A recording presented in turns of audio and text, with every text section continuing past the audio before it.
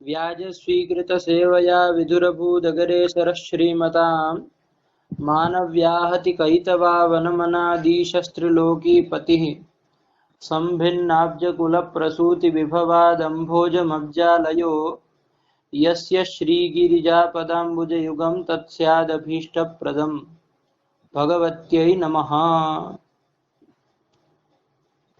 चलिए, तो हम लोगों ने कल मंगलाचरण में थोड़ा बहुत विचार किया, ठीक है ना? हाँ। तो आज द्वितीय दिन इस पाठ को आगे पढ़ने से पहले कल हम लोगों ने जो विचार किया उसका थोड़ा 2-3 मिनट में अवलोकन करेंगे। तो कल हम लोगों ने ये विचार किया कि परम लघु मंजूषा जो ग्रंथ का नाम है उसमें क्या समास है, कौन समास है, जिसका अंततोगत्वा हमने कर दिया। परमाचासो लघु परम लघुश्चासो मंजूषा इति परम लघु मंजूषा, दोनों तरफ से कर्मधारय करके वहां पर समास दिखाया, ठीक है ना? इसके बाद हम लोगों ने मंगलाचरण का सरल रूप में अर्थ भी देखा, अन्वय भी देखा। अन्वय क्या कर दिया मंगलाचरण का?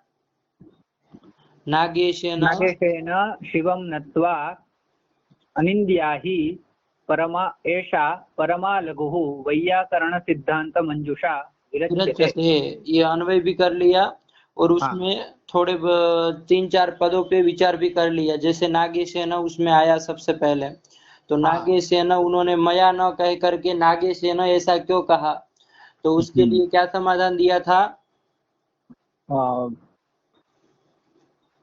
स्वकीर्ति अनुवृत्ति के लिए, ठीक है ना? अपनी कीर्ति अनंत काल तक बनी रहे उसके लिए उसने अपना नाम लिख दिया, नागेशेन विरच्यते कह दिया, वरना मया विरच्यते भी लिख सकते थे।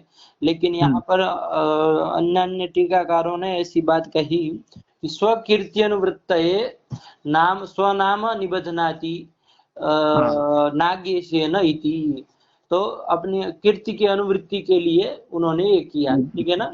और फिर दूसरी बात आई थी कि जब अपना नाम ले रहे हैं तो आत्म नाम गुरु नाम इत्यादि जो श्रुति वाक्य है उस श्रुति वाक्य का उन्होंने उल्लंघन कर दिया, तो उसके पापादि की आशंका हो सकती है, होगी ही, ठीक है ना?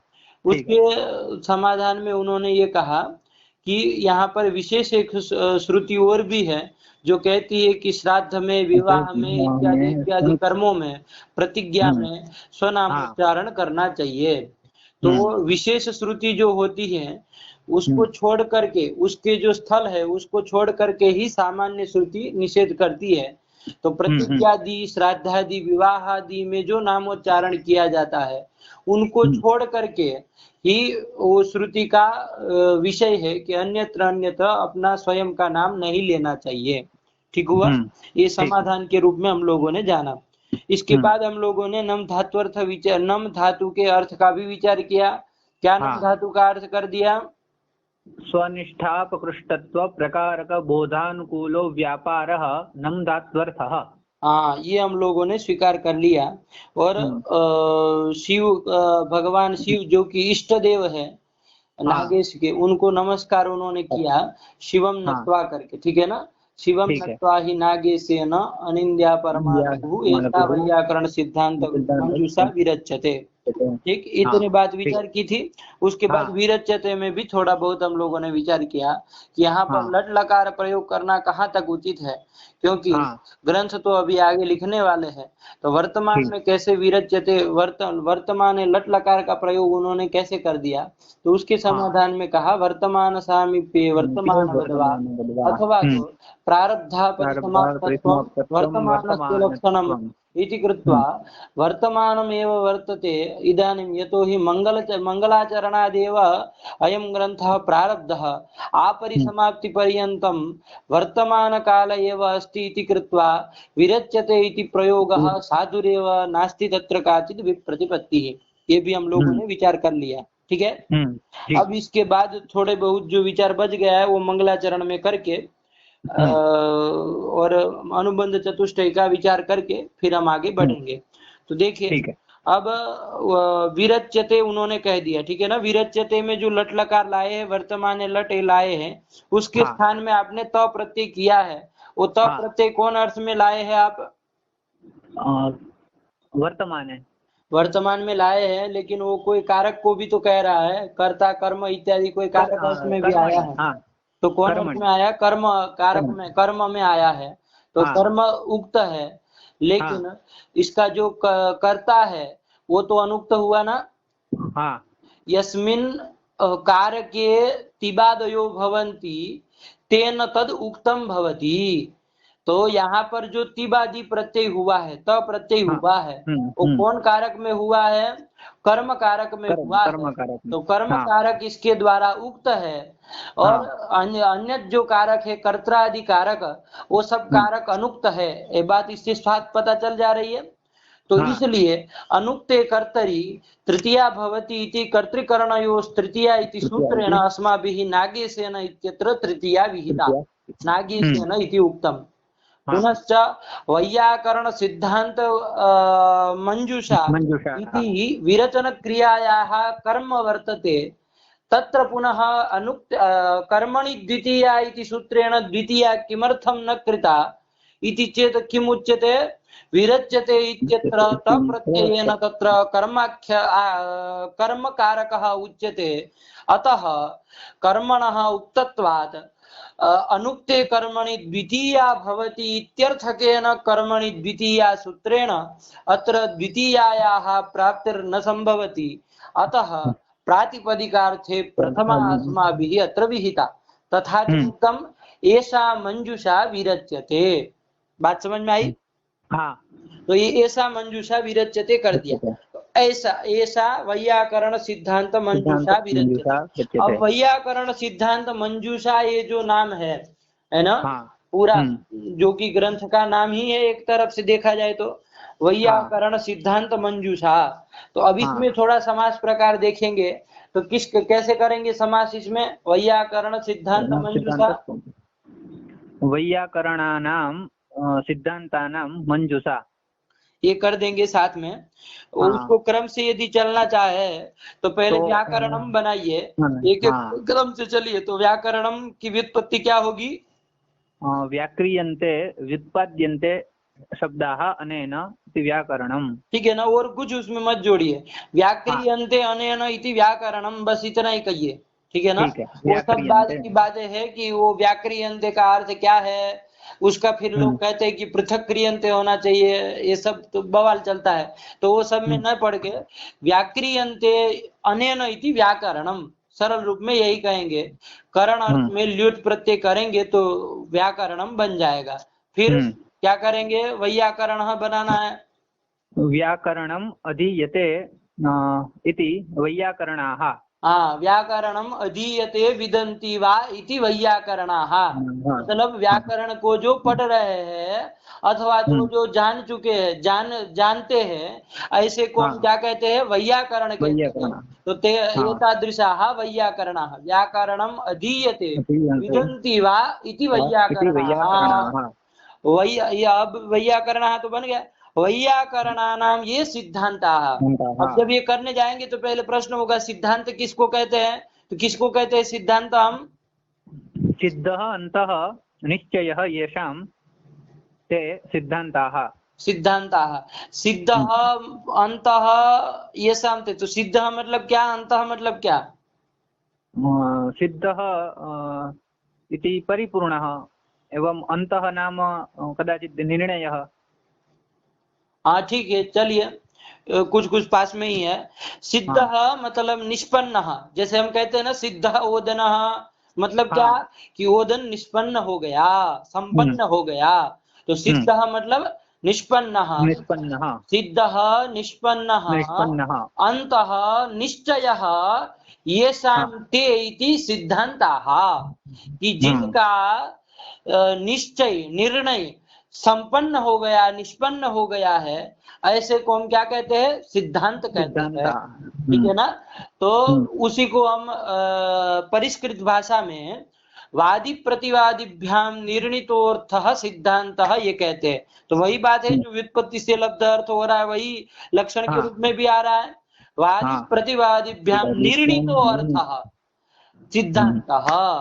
ठीक है, तो चलिए, हाँ। तो यही निर्णीत अर्थ को ही हम सिद्धांत कहते हैं। तो वैयाकरणानाम ये सिद्धांताः इति वैयाकरण सिद्धांताः षष्ठी तत्पुरुष समास कर देंगे, और इसके बाद क्या करेंगे, वैयाकरण सिद्धांतानां मंजूषा। मंजूषा, ठीक है ना, वैयाकरण सिद्धांतानां मंजूषा इति वैयाकरण सिद्धांत मंजूषा, ये कर देंगे। मंजूषा किसको कहते हैं? पेटिका। पेटिका को कहते हैं ना, जिसमें अमूल्य द्रव्यों को रखा जाता है, ऐसे पदार्थ को हम क्या कहते हैं? मंजूषा कहते हैं, जो कि यहाँ पर संभव नहीं है, जो कि यहाँ पर ग्रंथ पक्ष में संभव नहीं है, क्योंकि इस तरह की कोई मंजूषा नहीं है जिसमें हमने वैयाकरण की सिद्धांत रख दिए हैं, ठीक है। तो इसलिए क्या करना पड़ेगा हमारे यहाँ पर? मंजूषा सदृश में लक्षणा करनी पड़ेगी, और वो मंजूषा सदृश को बताएगा, ठीक है ना। तो विग्रह जब बोलेंगे तो यही बोलेंगे कि वैयाकरण सिद्धांत नाम मंजूषा, लेकिन वो मंजूषा पद लक्षण या मंजूषा सदृश को बताएगा। तो मंजूषा सदृश ये ग्रंथ है, मंजूषा नहीं है, किंतु मंजूषा सदृश तो है ही, क्योंकि इसमें भी जैसे मंजूषा पेटिका में अमूल्य द्रव्य रखे जाते हैं, उसी प्रकार यहाँ पर वैयाकरणों के जो निर्णीत अर्थ है, उस अर्थों को, स्फोटादि तत्वों को यहाँ पर रखा गया है, प्रतिपाद्यत्वेन रखा गया है। इसलिए ये भी मंजूषा के सदृश होने के कारण मंजूषा सादृश्य इसमें उपपन्न हो जाएगा, नास्तिकाचित क्षति, ठीक। तो इस तरह करके वैयाकरण सिद्धांत मंजूषा ये सा विरच्यते निकल गया, ठीक है ना। अब इसमें बात ये आई कि ये जो वैयाकरण सिद्धांत मंजूषा है उसमें विशेषण दे रहे, कैसी है ये? तो लघु, कैसी है? लघुभूता, लघुत्व विशिष्टा है ये। कैसी है? लघुत्व विशिष्टा है, परम, और केवल लघुत्व विशिष्टा ही नहीं, परमा लघु है, परम लघु है, ठीक। क्योंकि इसके ऊपर वाला जो ग्रंथ है उसको हम लघु मंजूषा कहते हैं, और उसके ऊपर वाला जो ग्रंथ है उसको बृहन मंजूषा कहते हैं। मंजूषा त्रयी के विधाता भट्ट नागेशी है। तो यहाँ पर ये जो प्रकृति में ग्रंथ है वो ना तो बृहन मंजूषा है, ना तो लघु मंजूषा है, अभी तो परम लघु मंजूषा है। तो परमा लघु वैयाकरण सिद्धांत मंजूषा विरच्यते, ठीक है ना। छात्रों को बोध हो जाए, सारल्यन रूपेण प्रवेश हो जाए, वैयाकरणों के जो दार्शनिक सिद्धांत है उसका ज्ञान हो जाए, इसलिए भट्ट नागेश ने बृहन मंजूषा के बाद, लघु मंजूषा के बाद इस परम लघु मंजूषा ग्रंथ का विरचन किया, रचना की, ठीक हुआ, ठीक है। हाँ, अब यहाँ पर ये होगा परम लघु कह दिया है, विशेषण दे दिया है। तो इस पर पढ़ने वालों को ये शंका होती है कि यदि ये परम लघु है, जैसे कोई कहा जाए कि इकोण जी को आप मैंने 5 पंक्ति में लिख दिया, उसका व्याख्यान कर दिया, तो इससे क्या होगा? इससे स्पष्ट बात यही आएगी ना कि मतलब इकोएणची का पूर्णतः व्याख्यान नहीं हो पाया है। अरे 5 पंक्ति में कैसे कोई लिख सकता है भाई इकोएणची सूत्र को? जिसको पढ़ाने में 2 दिन लगता है, 5 दिन लगता है, उस सूत्र को आप 5 पंक्ति में लिखे ऐसा कहेंगे, तो इससे क्या समझते हैं लोग कि परिपूर्ण व्याख्यान नहीं हुआ, कुछ थोड़ी बहुत बातें बता दी है। तो उसमें अर्थकृत अल्पता का दोष आता है कि नहीं आता है? मतलब अर्थ की, पदार्थ की अल्पता का दोष आता है ना। उसी प्रकार जब ये आप कह रहे हैं कि मैंने ये परमा लघु वैयाकरण सिद्धांत मंजूषा ग्रंथ की रचना की है, तब यहाँ पर ये संदेह होगा ना कि जब ये इतना लघुभूत ग्रंथ है तो इसमें क्या हुआ होगा? संपूर्ण सिद्धांतों का, वैयाकरणों के जो संपूर्ण सिद्धांत है सबका यहाँ पर कथन नहीं हो पाया होगा, सबका यहाँ पर निरूपण नहीं हो पाया होगा। तो इस ग्रंथ की क्या होगी? उपेक्षा हो जाएगी, अनादरणीयता, अनादर हो जाएगा। इसलिए क्योंकि ये ग्रंथ जो है वो वैयाकरणों के सकल सिद्धांतों का प्रतिपादन नहीं कर रहा है, इसलिए हो जाएगा कि नहीं हो जाएगा? अरे जब कोई ग्रंथ ऐसा हो आपको पता चल जाए कि वो सकल संपूर्ण सिद्धांतों का निरूपण नहीं कर रहा है, तो आपको उस ग्रंथ में पढ़ने में प्रवृत्त होगी क्या? नहीं होगा। आप उस ग्रंथ की क्या कर देंगे, उपेक्षा कर देंगे कि छोड़ो भाई उस ग्रंथ से क्या पढ़ना, वैसे भी ज्ञान नहीं होना है, उससे अच्छा कोई दूसरे ग्रंथ से हम अध्ययन करेंगे, ऐसा होता है ना। तो यहाँ पर भी इस तरह की अनादरणीयता संभव है, लेकिन यहाँ पर परमा लघु का अब तात्पर्य समझना पड़ेगा कि परमा लघु जो कह रहे हैं तो अर्थकृत अल्पत्व परम लघुत्व बता रहे हैं कि शब्दकृत परम लघुत्व बता रहे हैं। तो यहाँ पर तत्त टीकाकारों ने व्याख्या की कि यहाँ पर शब्दकृत ही अल्पत्व है, शब्दकृत ही लघुत्व परम लघुत्व है, ना कि अर्थकृत। अर्थ इसमें भरे पड़े हुए हैं, आप एक एक पंक्ति को उठा के 10-10 दिन व्याख्या करते रहे फिर भी इस ग्रंथ की व्याख्या समाप्त नहीं होगी। इसमें बस केवल शब्दों का लाघव है, शब्द की ही अल्पता है, ना कि अर्थ की। तो इससे ये शंका का परिहरण हो जाता है। कौन शंका का, कि ये ग्रंथ जो है वो सकल पदार्थ का प्रतिपादन नहीं कर रहा है, इस तरह की जो शंका हुई थी उस शंका का निराश हो जाएगा कि नहीं हो जाएगा? हो जाएगा, निराश हो जाएगा। अतः यहाँ पर परम लघुत्व जो है वो किम कृत परम लघुत्व है, तो शब्द कृत परम लघुत्व है। हाँ, ये बात को ध्यान में रखने वाले, ठीक है ना। तो ये कर दिया परमा लघु वैयाकरण सिद्धांत मंजूषा विरच्यते। अब यहाँ पर ऐसा शब्द का प्रयोग कर दिया है, प्रायः अन्य भी ग्रंथों में इस तरह का बहुत जगह मिलता है जहां पर इदम एतत् शब्दों का प्रयोग कर दिया जाता है, जबकि वहां पर क्या है, वो ग्रंथ लिखा जाने वाला है। तो इदम एतत् शब्द का प्रयोग कैसे कर सकते हैं, क्योंकि इदम एतत् पद की शक्ति कहां पर है?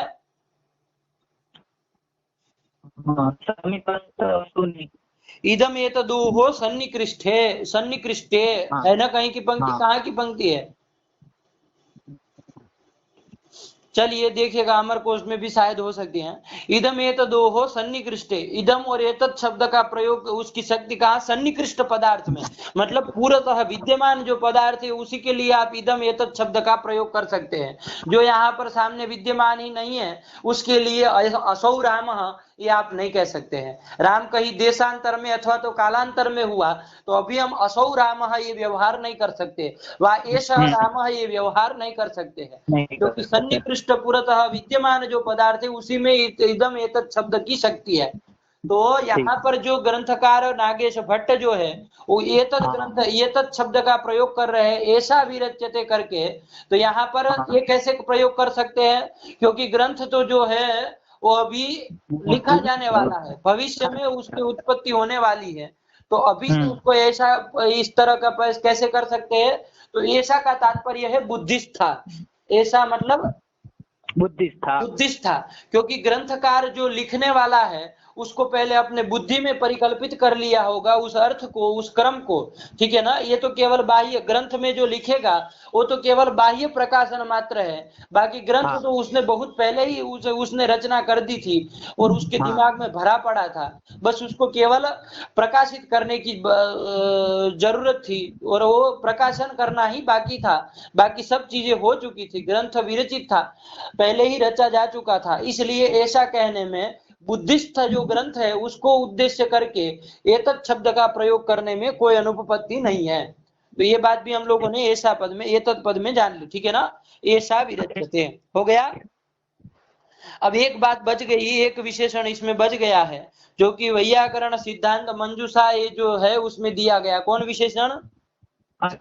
अनिंद्या। इसमें भी हम लोगों ने प्राय विचार कर ही लिया था, तो अधिक विचार करने की कोई जरूरत नहीं है। अनिंद्या कैसे बनाएंगे? आवाज कट रही है। निंदितुम जो, देखिए सुनिए कोई बात, निंदितुम योग्या इति निंद्या, ठीक है ना, और न निंद्या इति अनिंद्या। इस तरह से हम बाद में नहीं तत्पुरुष कर देंगे कि जो निंदा करने योग्य नहीं है। और एक बताया था शकिलिंग करके, कृत्य प्रत्यय जो होते हैं वो शक्यार्थ में भी होते हैं। तो निंदितुम शक्या इति निंद्या, मतलब जिसकी निंदा करने में समर्थ है, जिसकी निंदा हो सकती है, कोई सामर्थ्य है किसी के पास, तब तो वो निंदा कहलाएगी। लेकिन यदि किसी का सामर्थ्य ही नहीं है बता तो वो अनिंद्या कहलाएगी। मतलब निंदितुम अशक्या, अनिंद्या का यही अर्थ आ जाएगा ना, निंदितुम अशक्या, कि इसकी निंदा करने में, इसका खंडन करने में किसी का सामर्थ्य नहीं है। तो ये अर्थ नागेश का युक्त प्रतीत होता है। तो यही अर्थ को लेके हम चलेंगे तो दोनों ओर से कर सकते हैं। निंदितुम अयोग्या और निंदितुम अशक्या, जो भी कहिए अनिंद्या बन जाएगा। तो ऐसा ये विलक्षण जो ग्रंथ है वैयाकरण सिद्धांत मंजूषा, जो कि परम लघुत्व विशिष्ट है, इसकी नागेश भट्ट रचना कर रहे हैं। यही आया ना, हाँ विरच्यते। तो ये मंगलाचरण हो गया। अब एक बात आती है, जब मंगलाचरणों का हम विचार करते हैं तो उस समय ये विचार होता है कि भाई विनानुबंधम ग्रंथादो मंगलम न प्रशस्यते, कहते हैं ना। हाँ विनान, ये आवाज कट रही है भाई, दूसरे में किया जाए क्या? क्या? हाँ तो अब मंगलाचरण का जब विचार कर रहे हैं तो उसमें साथ ही साथ में अनुबंध चतुष्टय का भी विचार करना जरूरी है। तो अनुबंध का सामान्य लक्षण तो क्या है? अनुबंध सामान्य का लक्षण नाम तत्र विषयाधिकारी संबंध प्रयोजन। ठीक है, ये अनुबंध चतुष्टय है, 4 अनुबंध है, ठीक है ना। विषय, संबंध, अधिकारी और प्रयोजन करके अनुबंधो नामाधिकारी विषय संबंध प्रयोजनानि, जैसे वेदांत में आया, ठीक है ना। तो यही अनुबंध चतुष्टय है। लेकिन अनुबंध सामान्य का एक लक्षण करना हो, क्योंकि अनुबंध का जब सामान्य का ज्ञान न हो तब तक उसके भेद प्रभेद में जिज्ञासा होगी क्या? अभी आपने पृथ्वी किसको कहते यही नहीं जाना और उसका भेद करने लगेंगे कि सा नित्या अनित्या इति द्विविधा पृथ्वी, तो कोई कहेगा कि पागल आदमी है भाई, ये कौन मतलब हुआ? पहले बताओ तो सही पृथ्वी किसको कहते हैं, फिर उसका अवान्तर भेद करिएगा। तो सामान्य नियम क्या है? अवान्तर भेद ज्ञानम प्रति सामान्य धर्म ज्ञान से कारणत्वम, है कि नहीं? कि अवान्तर भेद ज्ञान के प्रति पहले सामान्य धर्म ज्ञान होना जरूरी है। तो यहाँ पर भी उसी प्रकार क्या करना होगा? अनुबंध के अवान्तर जो भेद है, प्रयोजन, अधिकारी, विषय, संबंध, उसके पहले यहाँ पर अनुबंध सामान्य का कोई लक्षण, उसका असाधारण धर्म हमको बताना पड़ेगा। तो वो असाधारण धर्म क्या बताएंगे? अनुबंध का क्या लक्षण करेंगे? तो संक्षेप में यही कर दीजिए अभी के लिए कि प्रवृत्ति प्रयोजक रुकिए, ग्रंथाध्ययन प्रवृत्ति प्रयोजक ज्ञान विषयत्वम, यही कर दीजिए। क्या कर देंगे? ग्रंथाध्ययन प्रवृत्ति प्रयोजक ज्ञान विषयत्वम अनुबंधस्य लक्षणम, क्या कर देंगे? ग्रंथाध्ययन प्रवृत्ति प्रयोजक ज्ञान विषयत्वम अनुबंधस्य लक्षणत्वम, अनुबंधस्य लक्षणम, यही करे, ठीक है ना। अनुबंध का ये लक्षण है। तो अनुबंध से लक्षणम क्या है? तो ग्रंथाध्ययन प्रवृत्ति प्रयोजक ज्ञान विषयत्वम। तो अब देखिए, इसको थोड़ा घटा लीजिए कि ग्रंथाध्ययन प्रवृत्ति प्रयोजक ज्ञान। तो देखिए, ग्रंथाध्ययन में किसी भी व्यक्ति की प्रवृत्ति कब होगी? जब कुछ प्रयोजन होगा, जब उसको कुछ ज्ञान हो जाएंगे, है ना। उसको कि ये ग्रंथ को कौन पढ़ सकता है, मैं इसको पढ़ सकता हूँ कि नहीं पढ़ सकता हूँ, ये मेरे मतलब क्या कृति साध्य है कि नहीं, मैं इसको पढ़ सकता हूँ कि नहीं पढ़ सकता हूँ, इस तरह का ज्ञान हो जाए, मतलब अधिकारी का ज्ञान हो जाए। उसके बाद प्रयोजन का ज्ञान हो जाए कि भाई इससे मेरा कुछ लाभ होने वाला है ना। तो इस तरह का प्रयोजन का ज्ञान हो जाए और साथ में इस ग्रंथ का विषय क्या है ये ज्ञान भी होना जरूरी है, क्योंकि यही न पता हो कि इस पुस्तक का कौन विषय है तो उस पुस्तक को पढ़ने में हमारी प्रवृत्ति होती है क्या? नहीं होती है। तो विषय का ज्ञान की ग्रंथ का विषय क्या है ये ज्ञान भी जरूरी होता है, और ग्रंथ का और अपना स्वयं का संबंध भी ज्ञान होना चाहिए कि ये ग्रंथ मेरा कुछ उपकार कर पाएगा, कि ये ग्रंथ मेरा उपकार करेगा और मैं इससे उपकारी होऊंगा, या तो ये ग्रंथ मेरा बोध कराएगा, मैं इससे बोध करूंगा। इस तरह का जब ज्ञान हो जाएगा तभी जाके क्या होती है, किसी व्यक्ति की उस ग्रंथ को पढ़ने में प्रवृत्ति होती है कि नहीं होती है? हाँ, होती है। तो ग्रंथाध्ययन प्रवृत्ति प्रयोजकी भूत, प्रयोजक मतलब कोई नहीं, कारणी भूत, प्रयोजक मतलब कारण, सामान्य रूप से अभी यही लीजिए, प्रयोजक मतलब कारण। तो ग्रंथाध्ययन में जो प्रवृत्ति है उसमें कारण कौन कौन ज्ञान हो गए? तो अधिकारी ज्ञान हुआ कि नहीं हुआ? हाँ, हुआ। विषय का ज्ञान हुआ कि नहीं हुआ? कारणभूत ज्ञान और प्रयोजन का ज्ञान हुआ कि नहीं हुआ? हुआ। संबंध का ज्ञान हुआ कि नहीं हुआ? हाँ जी हुआ। ये सब ज्ञान कैसे हुए? ग्रंथाध्ययन में जो प्रवृत्ति है अध्येता की, उस प्रवृत्ति के प्रति कारणीभूत ये सब ज्ञान हुए कि नहीं हुए? हाँ हुए। ये सब ज्ञान के विषय कौन होंगे? जैसे घटक ज्ञान होता है तो उस ज्ञान का विषय कौन होता है? घट होता है। तो उसी प्रकार ये जो कारणीभूत ज्ञान कहे जो चार, उस ज्ञान के विषय कौन होंगे?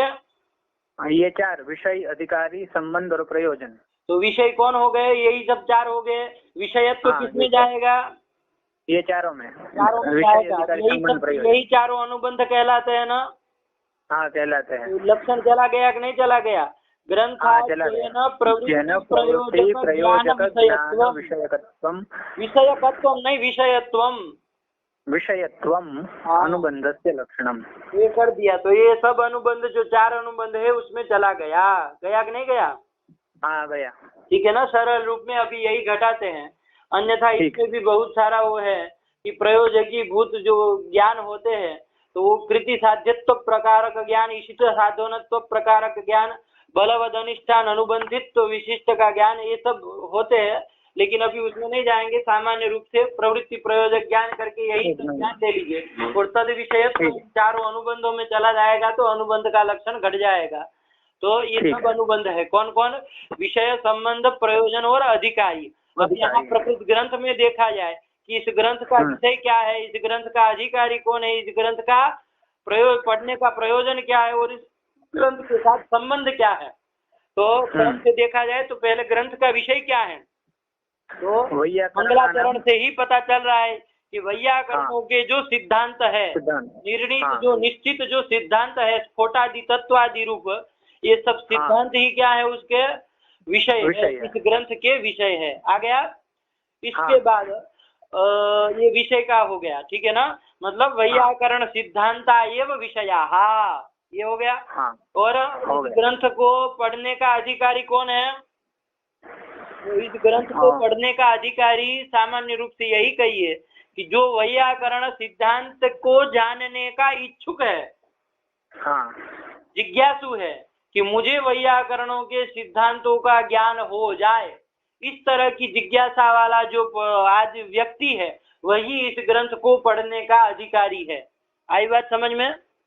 हाँ जी। हाँ, तो वैयाकरण सिद्धांत जिज्ञासु अधिकारी है, यही कर दीजिए। और प्रयोजन क्या है इस ग्रंथ को पढ़ने का? तो प्रयोजन भी इसी से लब्ध हो जाएगा भाई कि इस ग्रंथ को पढ़ने से क्या लाभ होने वाला है, क्या फल मिलेगा। वैयाकरण सिद्धांत है उसका ज्ञान हो जाएगा, तो यही उसका प्रयोजन हो गया। वैयाकरण सिद्धांत ज्ञानम प्रयोजनम कर दिया। अब कौन बच गया? एक विषय बच गया। तो इस ग्रंथ का और एक ग्रंथ के पढ़ने वाले का क्या, दोनों के बीच में क्या संबंध है? तो क्या कहेंगे? ज्ञातृभाव कह दीजिए। ठीक है ना? ये ज्ञातृभाव संबंध, ये ज्ञातृभाव संबंध। ये ग्रंथ जो है वो ज्ञेय है और ये जो पढ़ने वाला है वो ज्ञाता है, तो ज्ञेय ज्ञातृभाव संबंध भी कह सकते हैं। और बोध्य बोधक भाव संबंध भी ले लीजिए कि ये ग्रंथ बोधक है और ग्रंथ का जो अध्येता है वो बोध्य है। तो इस तरह से ग्रंथ अध्येता और ग्रंथ के बीच का संबंध हो गया बोध्य बोधक भाव संबंध। और इसी तरह यदि ग्रंथ का और विषय का यदि संबंध देखना हो तो उसके लिए प्रसिद्ध है प्रतिपाद्य प्रतिपादक भाव संबंध। ये ग्रंथ जो है वो प्रतिपादक हो जाएगा और उसका जो ये विषय है वैयाकरण सिद्धांत ये प्रतिपाद्य हो जाएगा।